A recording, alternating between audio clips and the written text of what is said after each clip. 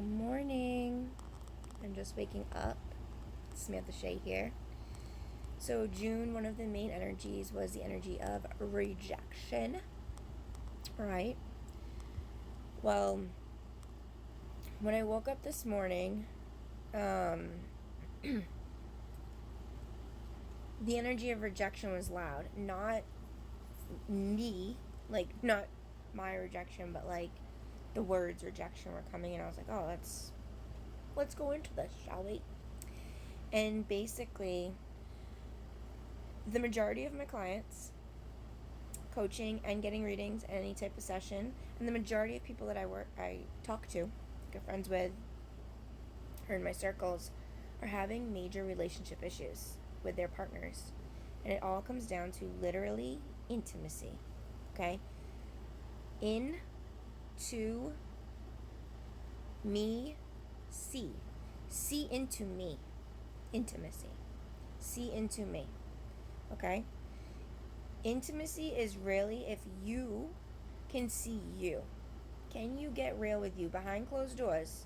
Can you look in the mirror? Can you look at your toes? Can you look at your knees? Can you look at your body? Can you look at you? Can you stare into your soul and be okay with yourself? It takes practice. I've done it many times.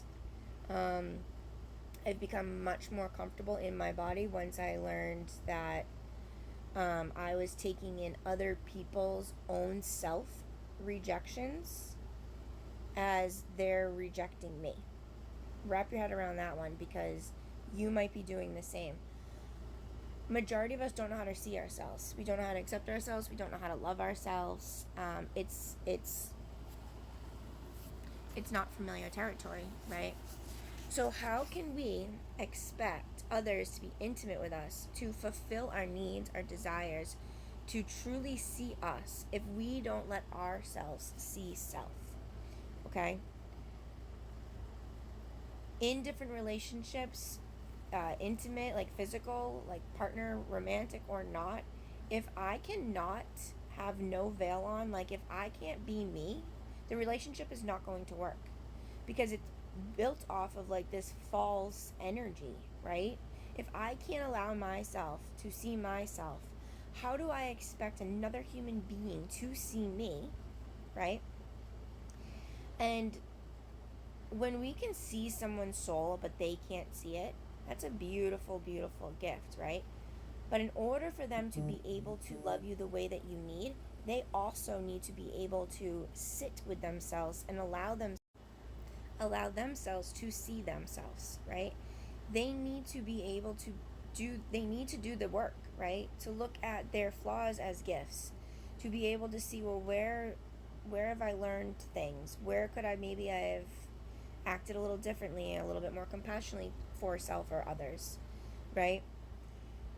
We are all craving some sort of deep, intimate connection with our partners. And I don't just mean sexually, I mean sensually. I mean that divine goddess energy, but where it's coupled, holding hands, the divine masculine, where you feel safe to be in that sensualness, to unravel, to be messy, and to be exotic, and to be happy, and to be joyful, and to be wild, and to be crazy and wise and smart, all at the same fucking time, all in the same package. Okay? That is going to be hard to do with another person, especially your partner, if you don't allow yourself to do it for you. Now, if you are going through and doing the inner work, because if you work with me, you're doing it, you're going to start to notice that the people in your life, probably your partners, if they're not doing the work, they're no longer fulfilling what you need, because you have learned to fulfill your cup. You have learned why your cup has been empty. You have taken a hard look at yourself and seen when you've rejected yourself, or when you change yourself to try and be accepted by others, which is rejection yourself, right? And when we can look at self, when we can see that we're beautiful, no matter what layers we have, when we can actually have tough conversations with self, which is allowing our emotions to be whatever they are, we can then welcome the opportunity to have those with others. But we can't just be like, oh, okay, I reflected on that, it's all done. Did you feel it in your body? Did you feel the shift in your body? Did you continue to work through that energy until it no longer bothers you? Because if you have not, you haven't repaired. You haven't repaired. Okay, you've just nicked the surface. So allow yourself to go into that. Some people repair quicker than others. It's just a matter of knowing the tool sets. And we can't project onto our partners if they don't see us, if they don't even allow themselves to see themselves and have them take accountability for themselves. We can't let what someone else's needs are for us, their expectations for us, whatever our role is, we can't let that defer us from our own self-intimacy and what we want. We're not here to please everybody else. The best relationship is the one you have with yourself, because then you know when it's safe and not safe to let someone else in, because you know, can they see themselves? Can I share this, communicate this in a compassionate way that really honors my truth but also lets that person see me, which is right, but also where I can hold space for me if that person maybe can't fully see me, but they're processing the ability to see me. Okay? Are you working from fear or your heart? Rejection is fear-based.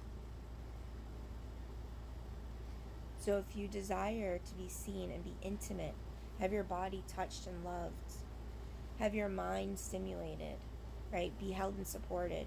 You have to know how to do it for you, and then be able to hold the space for you if it's not given to you, but also hold it for someone else.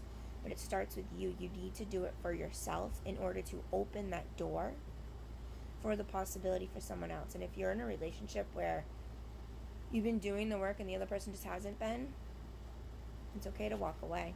It's okay to choose you. We're not here to bend and succumb and please everyone else when it is not making us happy. We're not. Intimacy is into me. See me. See yourself. I love you.